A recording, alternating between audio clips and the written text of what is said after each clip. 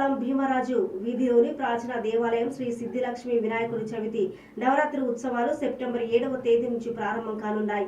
ఆ ఉత్సవాలకు సంబంధించిన రాష్ట్ర ముహూర్తం వేడుక ఆదివారం ఉదయం 8:30 జరిగింది.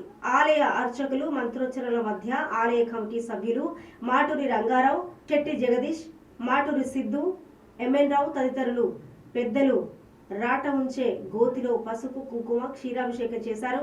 అనంతరం ఆలయ కమిటీ సభ్యులంతా కలిసి రాటాను నిల్చోబెట్టారు. ఈ సందర్భంగా శెట్టి జగదీష్ మాట్లాడుతూ ఈ ఆలయం ఎంతో ప్రసిద్ధి చెందిందన్నారు. భక్తులు కోరికలు తీర్చే స్వామిగా ఇక్కడ వినాయకుడు ఏళ్ల తరబడి పూజలు అందుకుంటున్నాడన్నారు. ఇక 2019 వరకు అప్పటి ప్రభుత్వం ఆలయం యొక్క బాగోగులు చూసుకోలేదని, తదనంతరం 2019 నుంచి 2024 వరకు 5 ఏళ్ల పాటు ఆలయ అభివృద్ధి కానీ ఆలయ ఉత్సవాలు కానీ గత ప్రభుత్వం చేయలేదని మండిపడ్డారు.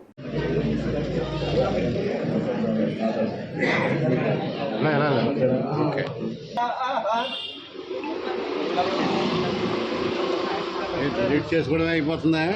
బండి ఎవరు వెనకలేదు బాగుంది. ఇది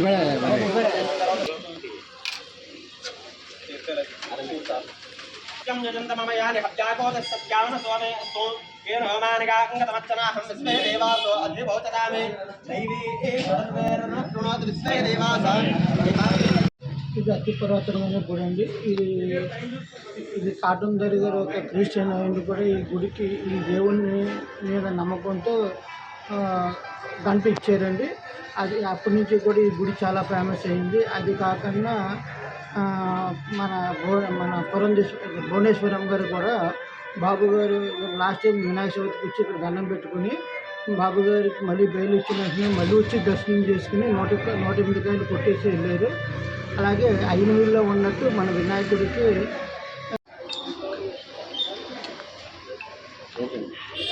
రాజమండ్రిలో గోదావరి గట్టున ఉన్న నాలం భీమరాజు వీధిలో ఉన్న శ్రీ సిద్ధిలక్ష్మి వినాయక ఆలయం విశిష్టత చాలా ప్రాముఖ్యమైనది. 173 సంవత్సరాల నుంచి కూడా ఇక్కడ వేచి ఉన్న స్వామివారి ముందు ధ్వజస్తంభం ఉన్న ఏకైక వినాయక ఆలయం మన జిల్లాలోనే కాదు రాష్ట్రంలో ఎంతో ప్రసిద్ధిగాంచిన ఐనివిల్లి తర్వాత అంత ప్రసిద్ధిగాంచిన మన నాలం భీమరాజు వీధి సిద్ధి వినాయక ఆలయం. ఇక్కడ ఎంతోమంది 6 కానీ 11 కానీ కొబ్బరికాయలు. ఈ సిద్ధి గణపతి దేవాలయం 300 సంవత్సరాల చరిత్ర ఉంది.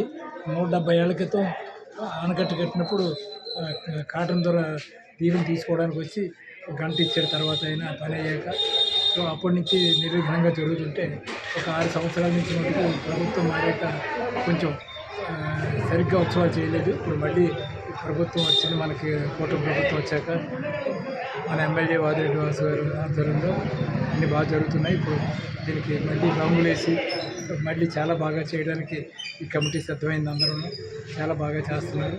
దీనికి అందరూ కూడా ఈ దేవుడి ఆశీస్సులు తీసుకోవాల్సిందే.